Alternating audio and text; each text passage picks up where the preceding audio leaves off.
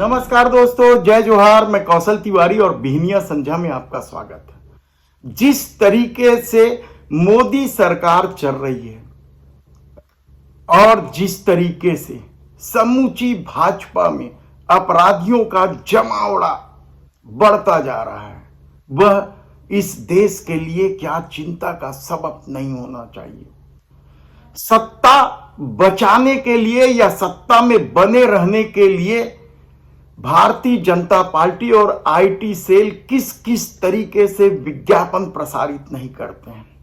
असंभव को संभव कर देने वाले देश के प्रधानमंत्री नरेंद्र मोदी, दुनिया में विश्व गुरु की राह पर चलने वाले देश के प्रधानमंत्री नरेंद्र मोदी, दुनिया में सबसे बड़ी मूर्ति बनाने वाले देश के प्रधानमंत्री और दुनिया में सबसे ऊंचे स्थान पर सड़क बनाने वाले देश के प्रधानमंत्री नरेंद्र मोदी।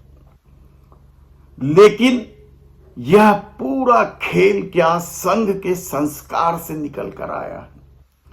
यह सवाल संघ पर इसलिए उठाया जा रहा है क्योंकि पिछले दिनों यानी हाल के दिनों में, या फिर यूं कहें मोदी सरकार के आने के बाद जिस तरीके से भारतीय जनता पार्टी में बलात्कारियों, छिछोरों और अपराधियों का जमावड़ा बढ़ता जा रहा है।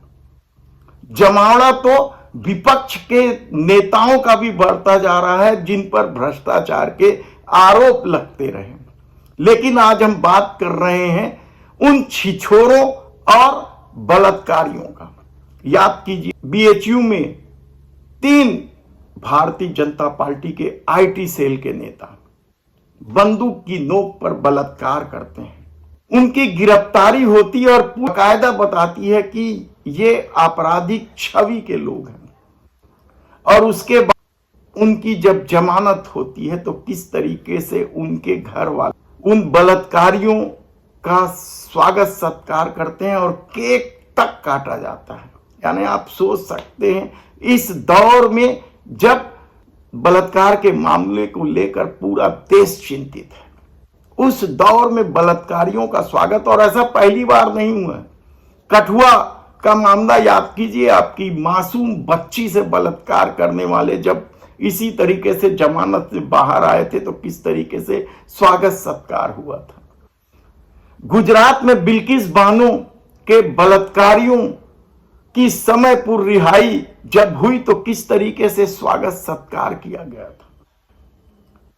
तो क्या भारतीय जनता पार्टी बलात्कारियों को पसंद करती है? यह सवाल इसलिए भी उठ रहे हैं क्योंकि पिछले दिनों जब देश के प्रधानमंत्री नरेंद्र मोदी वंदे भारत ट्रेन को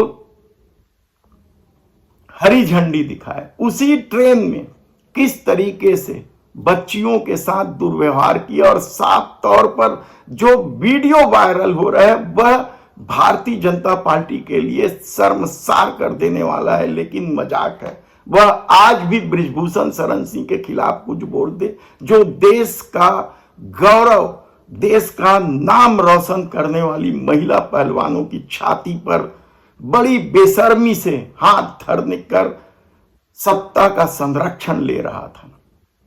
ऐसे कई सारे सवाल हैं। टिकट का तो हमने कांकेर का बताया कि किस तरीके से कांकेर में महिला अपराध में शामिल व्यक्ति को टिकट दे दिया गया था, किस तरीके से रायगढ़ में यौन शोषण के आरोपी को जिला अध्यक्ष बना के रखा गया था। तो क्या भारतीय जनता पार्टी में अब इसी तरह के लोग रहेंगे जो देश के लिए ही नहीं समाज के लिए भी खतरा बनता जा रहा है? ऐसे कई सारे उदाहरण आपके सामने होंगे। राज्य दर राज्य जब आप जाएंगे तो आपको ऐसे ढेरों उदाहरण मिलेंगे जब बलात्कारी, यौन शोषण के अपराधी, छिछोरे और दूसरे तरह के अपराधियों को भारतीय जनता पार्टी में संरक्षण मिल रहा है। और ऐसा नहीं है कि दूसरी पार्टियां नहीं दे रही, लेकिन इस दौर में जिस तरीके से भाजपा में यह बढ़ी है वह चौंकाने वाला है। संसद में भी उनके सांसदों की फेहरिस्त सबसे ज्यादा है। आप कहेंगे सबसे ज्यादा जीते हैं इसलिए सबसे ज्यादा है, लेकिन जिस तरीके से प्रचारित प्रसारित किया जा रहा है। और शायद यही वजह है कि भारतीय जनता पार्टी अपने विज्ञापन में जिस विकास का दम्भ भरती है, वह विकास किस तरीके से दम तोड़ने लगा। सड़कों से लेकर मूर्तियों तक, अयोध्या से लेकर संसद भवन तक सब कुछ तो साफ दिखाई देने लगा है। और सत्ता में बने रहने के लिए चंदा वसूली का भी तो इलेक्टोरल बॉन्ड ने सब कुछ खुलासा कर दिया है।